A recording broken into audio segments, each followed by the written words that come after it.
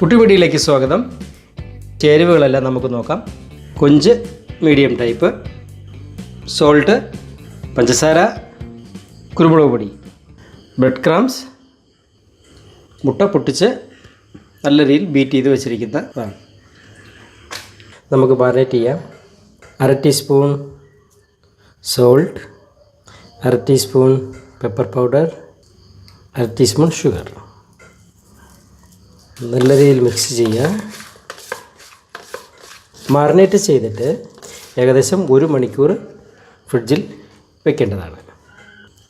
ആദ്യമായി നമുക്ക് ഈ ഷ്രിംസ് എങ്ങനെ കട്ട് ചെയ്യണമെന്ന് നോക്കാം.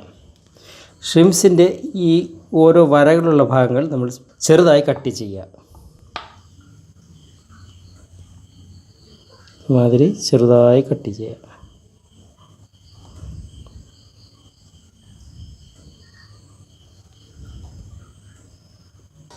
കട്ട് ചെയ്തതിന് ശേഷം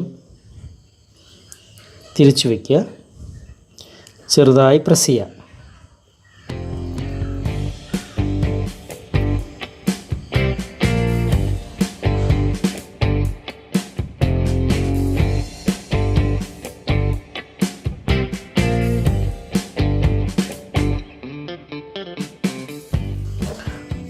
കൊഞ്ച് കുക്ക് ചെയ്യുമ്പോൾ അങ്ങനെ വളയാതിരിക്കാൻ വേണ്ടിയാണ് ഇങ്ങനെ കട്ട് ചെയ്ത് പ്രസ് ചെയ്തെടുക്കുന്നത്.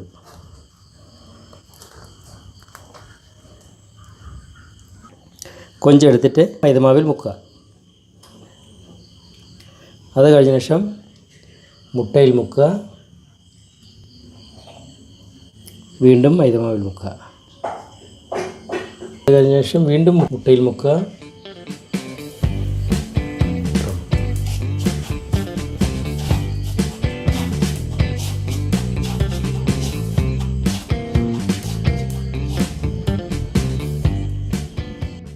ഈ വീഡിയോ നിങ്ങൾക്ക് ഇഷ്ടമായി എങ്കിൽ സബ്സ്ക്രൈബ് ബട്ടൺ അമർത്തുക. തൊട്ടടുത്തുള്ള ബെല്ലൈക്കൺ ഇനേബിൾ ചെയ്ത് കഴിഞ്ഞാൽ ഞങ്ങൾ അപ്ലോഡ് ചെയ്യുന്ന ഓരോ വീഡിയോയും നിങ്ങൾക്ക് നോട്ടിഫിക്കേഷനായി ലഭിക്കുന്നതാണ്.